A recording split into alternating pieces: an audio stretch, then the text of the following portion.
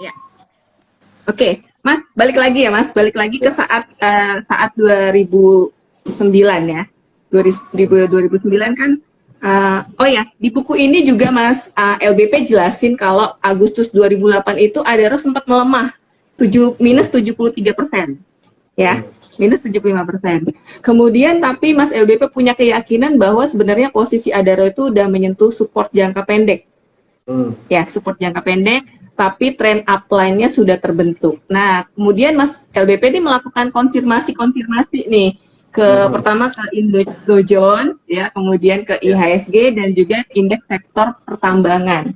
Nah, ini Hmm. sebenarnya saya penasaran apa yang membuat Mas LBP yakin bahwa indeks Dow Jones saat itu akan positif, sementara kan kondisinya masih sangat labil gitu untuk memutuskan kalau dan yakin kalau Dow Jones ini akan positif. Itu apa yang membuat pertimbangan Nah, Mas jadi LBP gini, sendiri?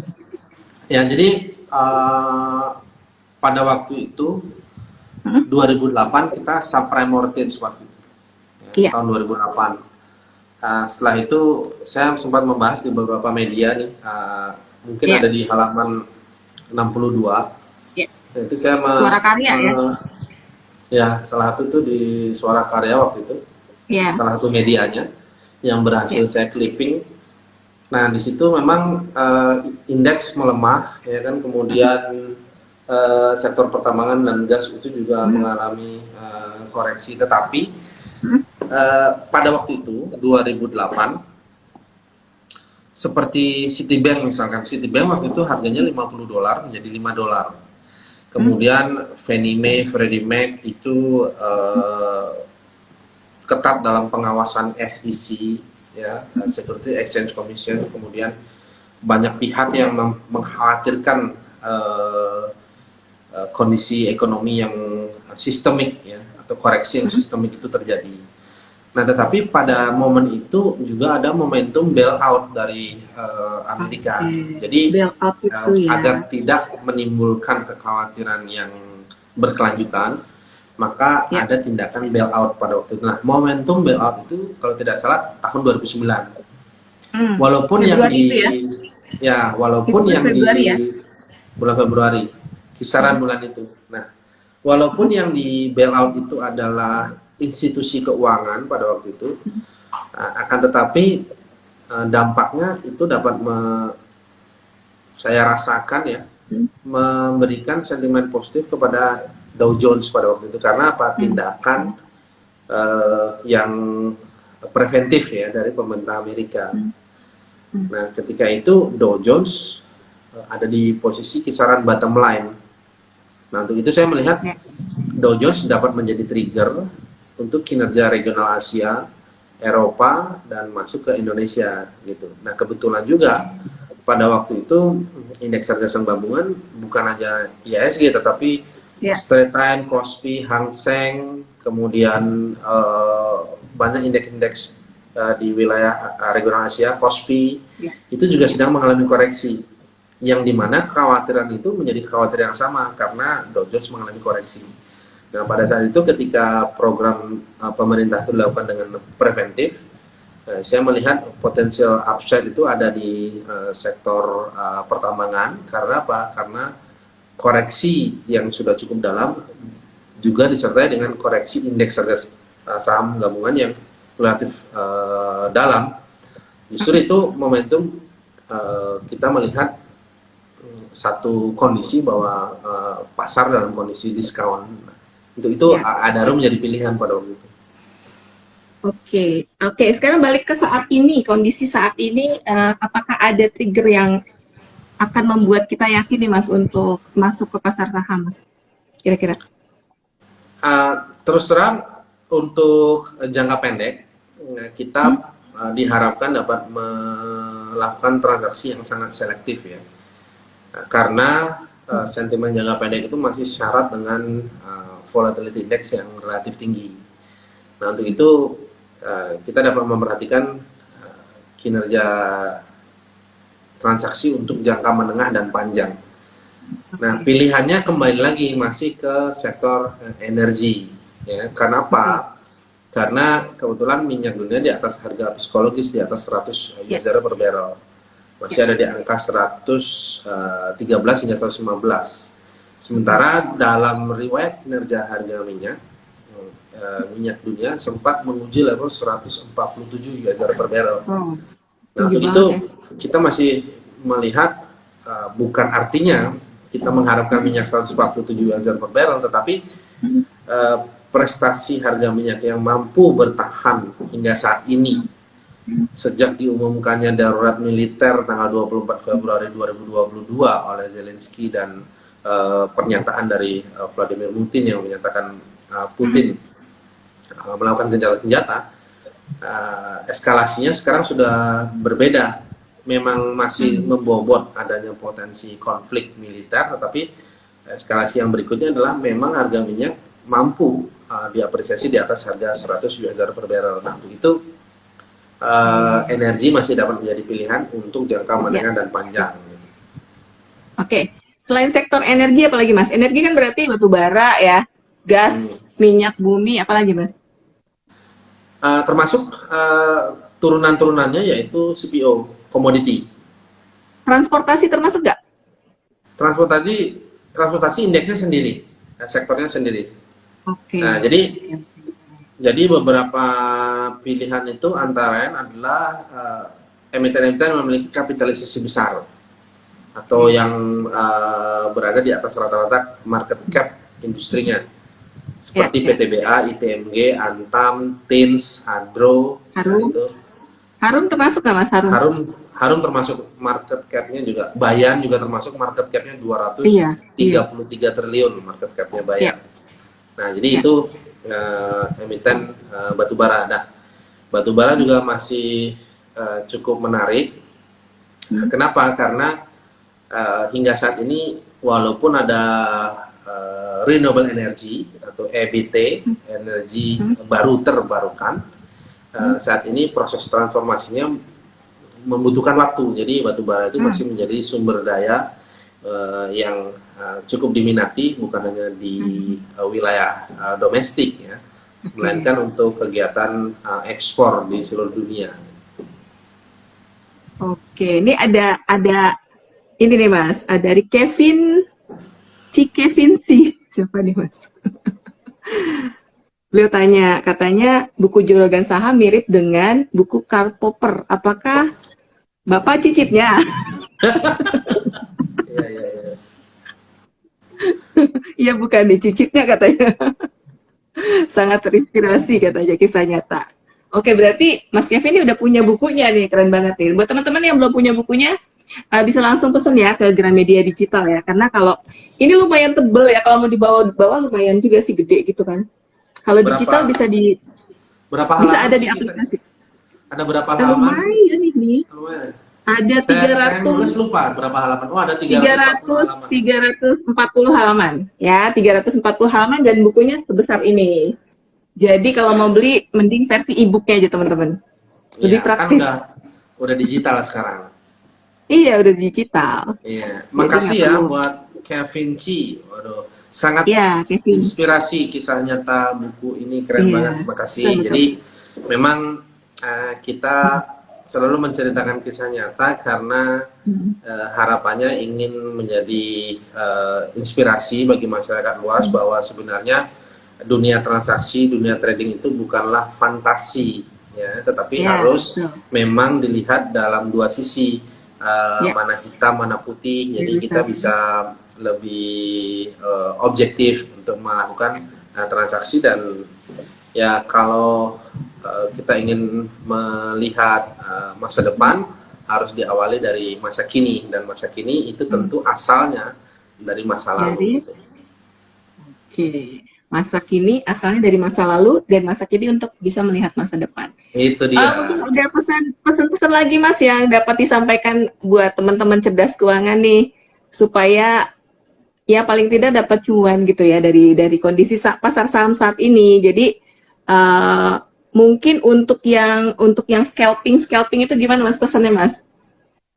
Oke, untuk para scalper. Nah, tapi sebelum kita bahas scalper, ada pesan yang dari Kak Kevin C.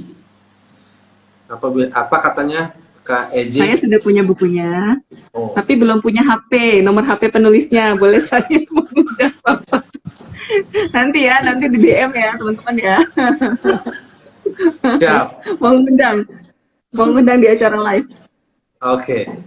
Jadi gini, scalper itu menjadi salah satu metode trading saya juga. Jadi metode scalping itu dapat digunakan saat momentum pasar itu memiliki likuiditas yang cukup tinggi gitu. Jadi Oke, misalnya uh, kita kalau kita lihat rumus fisika, ya kalau kita lihat rumus fisika itu uh, tekan tekanan itu terjadi, ya tekanan itu terjadi karena gaya, ya. Jadi tekanan itu menimbulkan gaya gitu. Jadi gaya, nah itu diakibatkan dari tekanan. Nah sebenarnya kita melihat bahwa kondisi pasar itu haruslah banyak sekali tekanan jual dan beli atau tingginya tekanan atas jual dan beli. Nah, itu menimbulkan volatilitas yang tinggi atau gaya harga yang tinggi gitu. Nah, jadi pesan saya adalah selama likuiditas itu tinggi, selamat buat para scalper karena pada momentum itu kita dapat menemukan chart pattern atau pola grafik yang lebih optimal. Itu pandangan saya untuk teman-teman scalper. Oke, jadi itu ya. Kira-kira Mas LBP bisa berikan ini nggak gambaran dari kondisi saat ini dan juga nanti prediksinya nanti pas perkembangan pasar saham ke depannya gimana Mas kira-kira? Kalau dilihat dari buku, ya buku kayak menjadi juragan saham itu mengungkapkan dengan nyata ketika indeks berada di angka 1285. Ya, saat ini indeks ada di angka 6995. Nah, buku ini menjelaskan bahwa apa yang disebut buku adalah jendela dunia itu adalah benar. Karena apa? Buku ini mengungkapkan kenyataan ketika indeks berada di angka 1285 dan akhirnya saat ini berada di angka 6995. Nah, yang dimaksud adalah bahwa tren masa yang akan datang itu masih cukup baik untuk diperhatikan, terutama untuk jangka menengah dan panjang.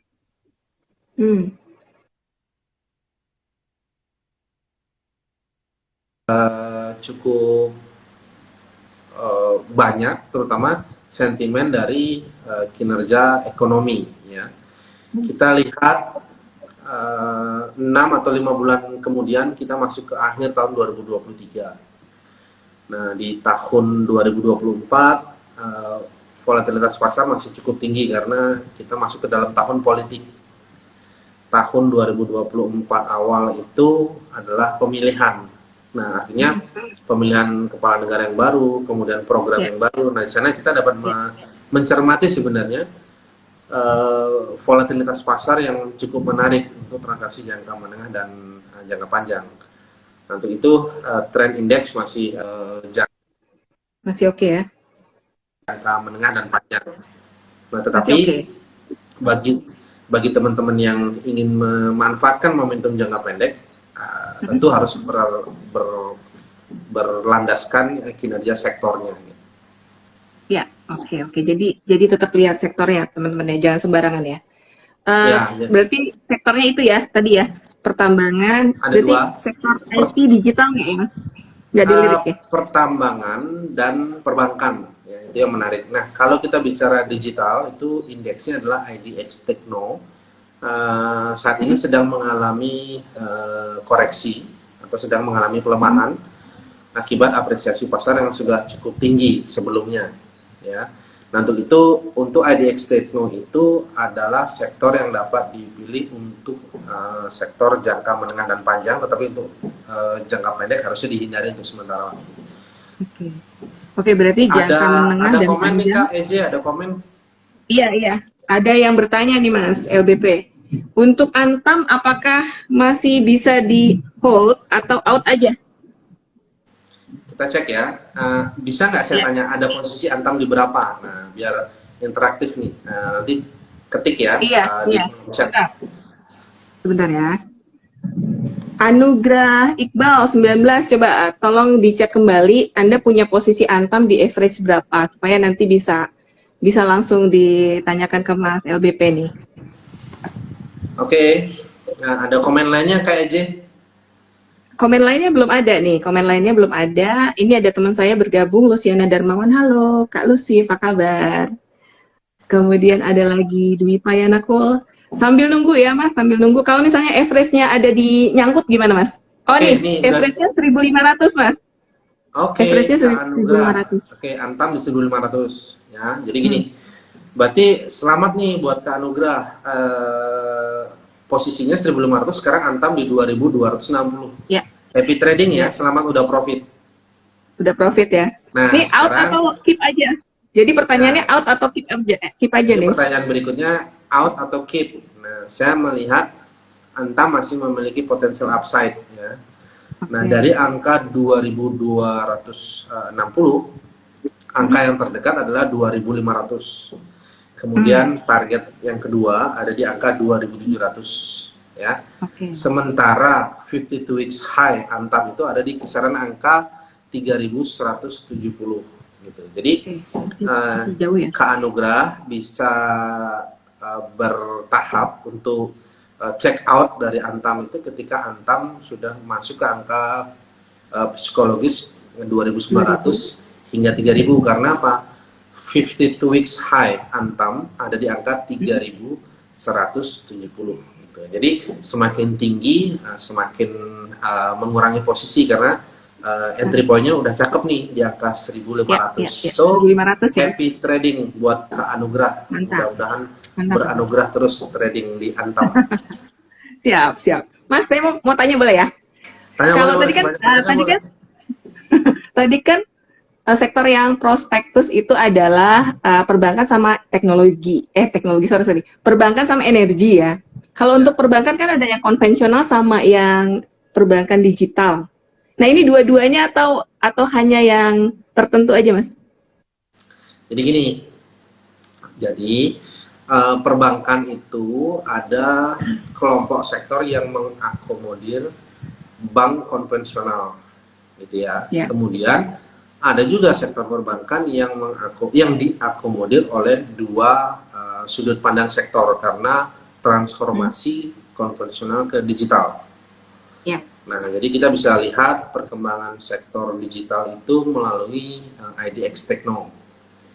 Kemudian kita bisa melihat perkembangan sektor perbankan itu memang dari banking sektor atau sektor perbankan.